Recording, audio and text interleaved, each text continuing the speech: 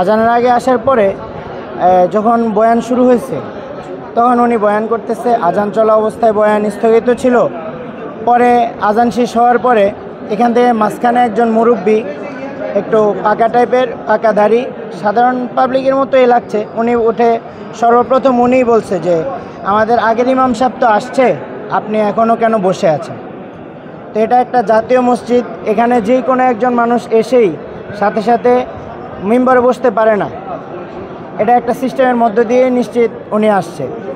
তো ওনাকে এভাবে প্রশ্ন না করে ওনার এটা অন্যভাবে করা যেতে পারত, যার কারণে দাঙ্গা হয়েছে। সেটা হচ্ছে আপনার ওনাকে যখন একজন মুরব্বী জিজ্ঞেস করছে যে আমাদের আগের ইমাম সাহেব আসার পরেও আপনি এখনও বসে আছেন, ওনাকে উঠতে দেন। তারপরে এখান থেকে আরও কয়েকজন মুসল্লি দাঁড়াইছে। এখানে কিন্তু কে হুজুর, কে আম পাবলিক, কে সাধারণ জনগণ, এটা বিষয় না, এটা আল্লাহর মসজিদ, এখানে সবাই মুসল্লি, সবাই সমানভাবে মুসল্লি। আর প্রত্যেকটা মুসল্লির চাহিদা অনুযায়ী একজন সৎ নেককার ইমাম খতিব এখানে জাতীয় মসজিদে নিয়োগ হবে, এটাই সবার চাওয়া এবং এটাই আমাদের কাম্য। সেই ক্ষেত্রে মানুষ বলতেই পারে যে আমাদের আগের ইমাম আসার পরে আপনি কেন বসে আছেন, কিন্তু এখানে কথা হচ্ছে যদি আগের ইমাম নামাজ না পড়ান তাহলে আগের ইমাম এখানে মিম্বর পর্যন্ত কিভাবে আসছে? এটা জাতীয় মসজিদ হিসাবে এখানে কি কোনো সিকিউরিটি নাই?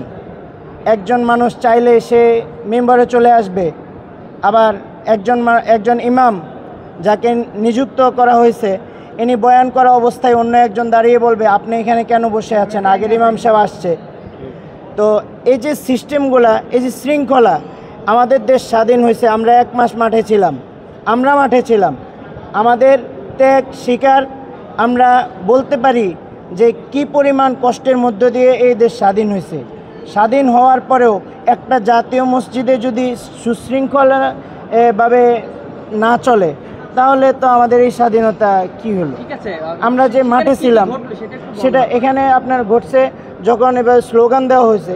স্লোগান দেওয়ার পরে যিনি মেম্বারে বসে বয়ান করতেছিলেন উনি নেমে গেছে, আর এখানে সবাই আগায় একবারে মেম্বারের কাছে নিয়ে আসছে। কাছে নিয়ে আসার পরে ওনাকে নামিয়ে ফেলছে। কাকে নামিয়েছে? যিনি বয়ান করতেছিলেন, যেই খতিব, উনি যে নতুন আসছে সম্ভবত সাদিক সাহেব নাম, আমরা তো আসলে শিওর বলতে পারি না, এখানে তো কোনো নাম ঘোষণা দেওয়া হয় না, সেই হিসেবে নামটা শিওর বলতে পারি না, সম্ভবত সাদিক সাহেব হতে পারে। তো ওনাকে যখন নামিয়ে দেওয়া হয়েছে, নামিয়ে দেওয়ার পরে আগের ইমাম সাহেব উঠছে, ওঠার পরে এদিক থেকে ওই বাহিরের দিক থেকে একটা হামলা হচ্ছে ভিতরের দিকে, এবং ভিতরের দিক থেকে আবার আরেকটা হামলা হচ্ছে বাহিরের দিকে। ঠিক সেমভাবে এক গ্রুপ বাহির থেকে হামলা করছে, এক গ্রুপ ভিতর থেকে হামলা হচ্ছে, এরকমভাবে চলতেছে। চলার পরে আমরা মসজিদ থেকে বের হয়ে গেছি, গিয়ে বাইরে যে প্রশাসন ছিল ওনাদেরকে আমরা বলছি যে আপনারা যেই ব্যবস্থা করা যায় সেই ব্যবস্থাটাই করেন। মসজিদের একটা নিয়মতান্ত্রিকভাবে, এখানে তো আসলে অনেক মানুষের ভিড় ছিল, সেই ক্ষেত্রে আহতর সংখ্যাটা আমি এখন যদি বলি সেটা আসলে আমি এটা মানে একটা অজ্ঞাত একটা কথা বলে তো লাভ নাই। এখানে আহত আমরা যেটা দেখছি, যারা হামলা করছে উভয় পক্ষের হাতে আমরা দেখছি জুতার বাক্স, সূত্রা এবং মসজিদের অভ্যন্তরীণ আরও অন্য যে সমস্ত জিনিসগুলো থাকে এগুলাই সবার হাতে ছিল। এই সমস্যাটা মূলত যেই খতিব নতুন এসে বসছিল, আজান শেষ হওয়ার পরে উনি যখন বক্তব্য শুরু করছিলেন তখনই ওনাকে একজন প্রশ্ন করছে যে আগের খতিব আসার পরে আপনি এখনও বসে আছেন কেন?